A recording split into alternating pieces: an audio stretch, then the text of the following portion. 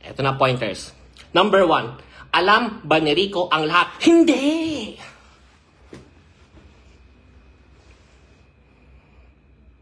Alam mo, tawang-tawa ako dun sa mga nagpo-post. Tawang-tawa. English pa, English. You know what? I feel so funny. Tama ba yun? Okay. Tawang-tawa ako sa mga nagpo-post. Kasi talaga nag-i-effort pa sila ng mahabang caption. Mars! Kukuha pa sila ng mga pogi picture ni Rico. Mag-effort sila ng mahabang caption. Mga 3 to 4 paragraphs with 6 to 8 sentences each paragraph. Tapos, ang laman ng caption, maturity. Dapat ganito yung mga kinahanap niyong karelasyon.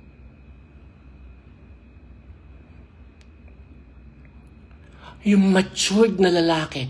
I was like, pagkabasa ko ng title, I was like, maturity?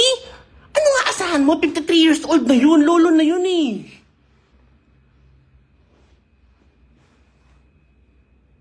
Diba? Hindi nag-iisip ba yung iba? Ano nga asahan mo sa 53 years old na masyonda na? Siyempre, matured na yun. Sumobra na nga sa matured, kaya iniwan eh. Diba, hindi maarot ng aking isipan ang mga taong gumagawa ng mahabang caption na madamdaming tungkol kay Rico Blanco about maturity. Matanda na yun. Siyempre, matured na yun. Ano ba yun? Parang kagaya natin na 31 years old, 25, 22, 18, na bigla magraran sa Facebook, mag-aaway-away kapag nag-break. Siyempre, hindi. Tanda na yun, matured na yun.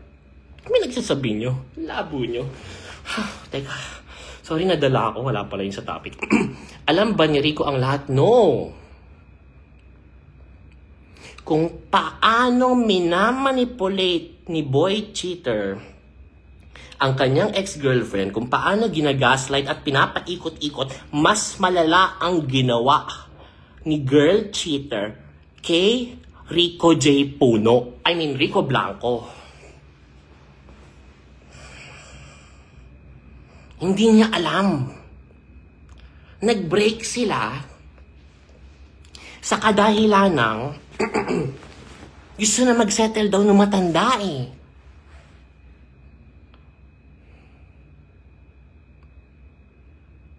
Hindi ko alam kung ano yung tunay na eksena, no? Ayaw kong magaling. Ayaw kong magbida-bida. Knocks after mag-live, ayaw magbida-bida. Wow! Ayaw ko lang magkamali.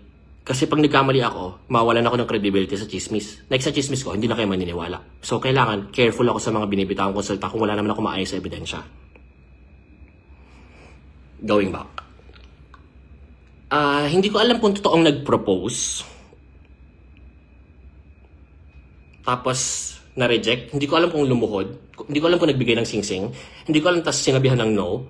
Hindi ko alam kung pinag-usapan lang yung kasal. Hindi ko alam kung pinag-usapan lang yung settle down at lagay na sa tahimik. I don't know everything about this thing. Basta bottom line, about ito sa pag-settle down kasi nga matanda na. Tapos, ending, umatras si girl lalo. Pag-atras. Ginamit niya itong opportunity para maka-exit. 3 years exit na siya. Eto na. Ginaslight na niya ang ating matanda. No, I want space. I need to grow up. I'm still young, Style ba? Style. Ganun ba, ganun? Bata pa ako! Rico J. Puno! Oh, Diyos ko, sa malangit nga ba? Bata pa ako, Rico! I can't take this pressure anymore! Perfect opportunity eh. Tama? Umexit na. Doon sila hiwalay. Eto ang malupit dyan. Saan ba ako? Tumitigas pa ba ang sandata? Diyos ko. Ano lang to, nagpatawa lang ako. Hindi ko alam. I mean, alam niyo naman yun kung nakafollow na kayo sa akin at matagal na akong kilala for the past few years. Madi-differentiate nyo agad kung ano yung humor ko lang at ano talaga yung legit na chismis. So kung tumitigas pa ba ang sandata, we will not answer that, no? It's more on humor lang siya. Let's focus with the agenda. Review of the Rick Mar breakup. Oh, okay, I'm done with it. Okay?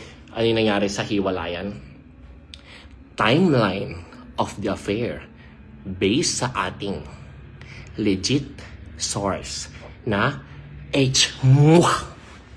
Ano ba H-MUA? Hair and makeup artist. Okay. H-MUA. Timeline. Meron silang series. I'm not quite sure about the series. Siyempre, baka nanonood yung ex-girlfriend eh. Grabe, Englishan talaga yun. So, kailangan makisabay ako sa English. Baka sabihin niya, mahina ako sa English, nakakahiya naman. Baka mapahiya tayo, di ba? Siyempre, kailangan tayo itaas ang ating, mosang flag. I'm not quite sure what's the series all about. Panis. But what I'm sure about, tama ba yun? Pinapaikot-ikot lang. Basta ang alam ko lang, nag-shoot pa lang sila. May pampyangan na nagaganap. Meron na mga lihim na pagtatagpo na nagaganap behind Rico. Meron na mga pwede ko ba sabihin yan? Baka may mga 15 years old na mosang na nakikinig dito. So, kailangan kong alalay sa salita ko. Meron ng mga intimacies na nagaganap outside the camera. In short, sila pa ni Rico, sila pa ng ex-girlfriend. Nagsisimula pa lang yung shoot ng series or in the middle, may affair na. Compare. Medyo affected lang ako. May mga sakit lang in my past na binuksan. May mga sugat lang sa aking nakaraan na nabuksan because of the issue. Specifically, I remember from the screenshots, sabi pa ni ex-girlfriend, sabi niya sa akin, matutulog na siya. Yun pala, ito pala nangyari. So, sabi daw ni boy cheater kay ex-girlfriend na matutulog na, sleep na daw. Pero yun pala, nagpunta pala sa bahay ni girl cheater. So, grabe, may sakit na nabuksan or sugat na nabuksan in my past. So, sakit nun. Alam ko yung feeling. Okay. Neck pillow story time. So weird. Ito hindi ko maunawaan na. Eta. Hindi naman ito neck pillow. Tama ba? Okay na ba yung tip ko? Saan siya na? Ito. Ito hindi ko maunawaan. Diba? Nasa aeroplano kayo.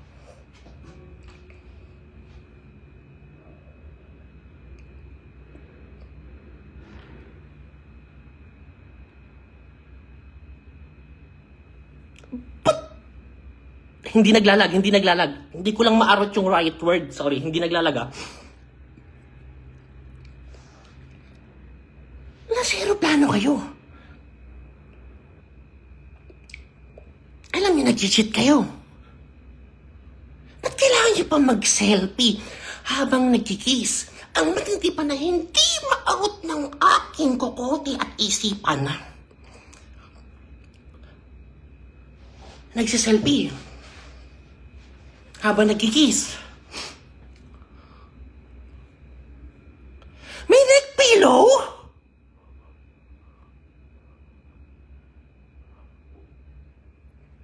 Hindi niyo man lang inalis yung neck pillow? Ganun ba? Normal ba yun sa mga magjowa? Saka mag-asawa? Ganun o. Diba ang kapal yung neck pillow eh. Kasi nire-relax na pantulugan. Tama. Tapos kikis ka pa ganun o. Tapos yung isa rin. Tapos saka yung mag-selfie.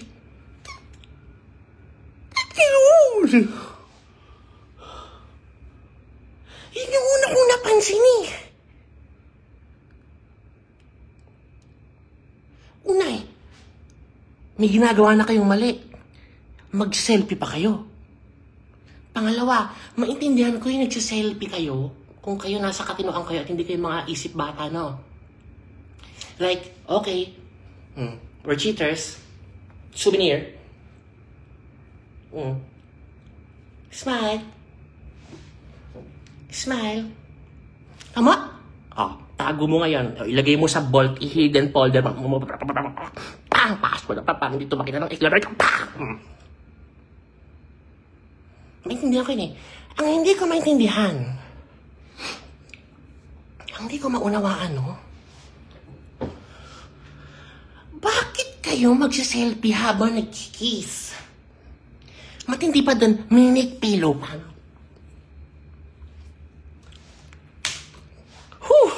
Ewan ko.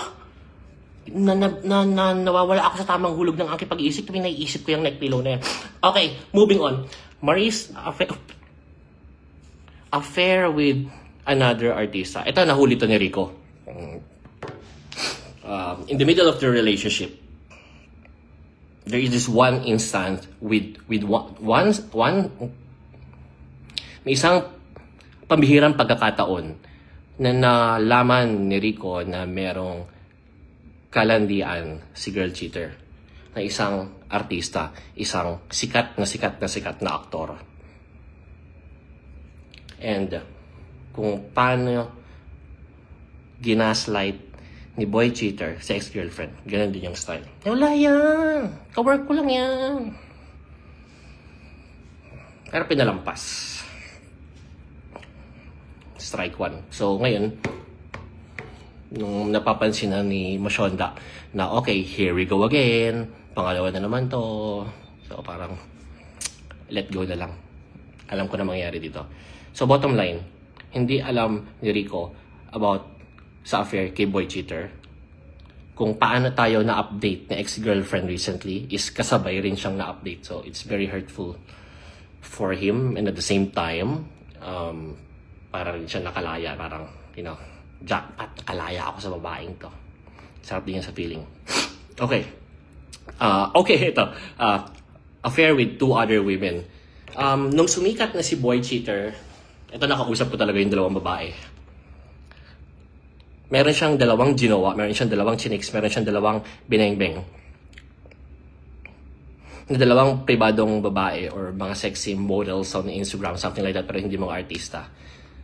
Habang jowa pa yung ex-girlfriend at habang kalandian niya si girl cheater. So, in short, 4 pinagsabay-sabay niya. Di nyo ngayon may gets kung bakit nanginginig yung di nyo ngayon magigets kung bakit hindi niya dinilit yung mga conversation.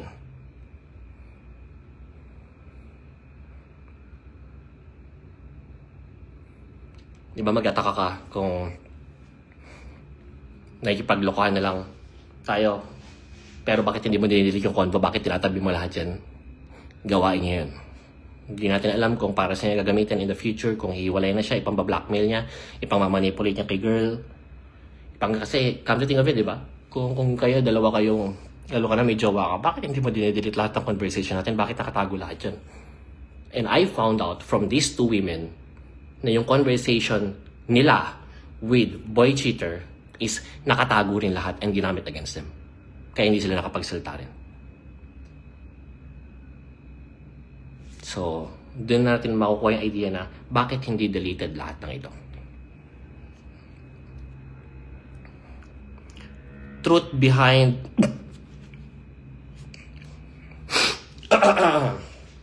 okay, paki-screenshot Daniela. Salamat. Truth behind okay, I just want to grab this opportunity para hindi to lesson, don't worry. Kakat ko na to agad after itong truth about dun sa annulment. For the past months, early months of 2024, binanatan ko ng binanatan ang isang lalaki na asawa ng isang famous actress based sa annulment nila. Ang banat ko kay lalaki, ang kapal naman ng mukha mo. Iniwan mo yung asawa mo. Pero binabahay mo yung bago mong babae. Sa bahay na binili ng ex-wife mo. Binanatan ko siya ng matindi. Nanonood dyan ngayon. I'm 100% sure. Gamit ang dami account. Binanatan ko siya, todo-todo. Pinost ko, dire-diretso. Para bang pinower trip ko, pinagtripan ko. And then, 3 months later, 4 months later, I found out from someone connected to them the real reason kung bakit binigay sa kanya yung bahay. Kasi come to think of it, di ba? Babae ka. Most of their earnings, or most of, haba ng kuko ko na, nakakahiya naman, baka sabihin nyo, naghihirap na ako. Well, that's true. Most of the ambag on that bahay is si babae ang nagbigay ng pera. Ang ganda ng bahay eh. Alabang ba yun? I forgot na eh. So, palaisipan niyo sa akin, bakit hinahayaan ni babae na ibahay lang yung bagong girl lalo ng ex-husband mo doon sa pamamahay na ikaw ang majority na nagbayad?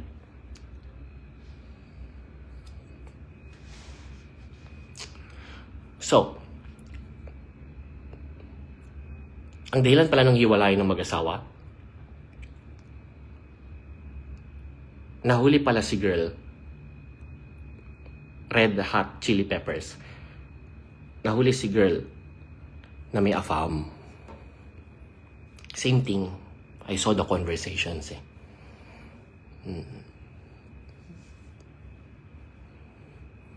May affam pala. So parang si girl, para matapos na lang to dahil ako na may nagkamali, ako na may nag-cheat.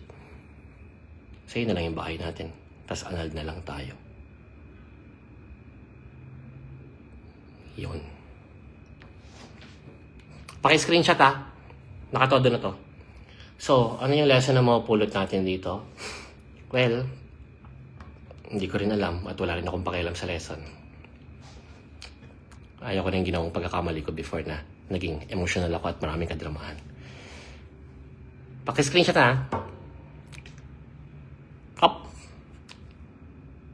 Thank you so much sa pakikinig guys ha. Ingat kayo palagi and sana huwag kayong matroma sa pagmamahal na ng pagbibigay ng pagmamahal sa isa't ibang tao dahil lang sa mga ganitong pangyayari. Meron pa rin dyan mga totoong lalaki at mga totoong babae na hindi nag-cheat. Kasi ako na-trauma ako ngayon. So, yun lang. Bye-bye. 3. SS ulit.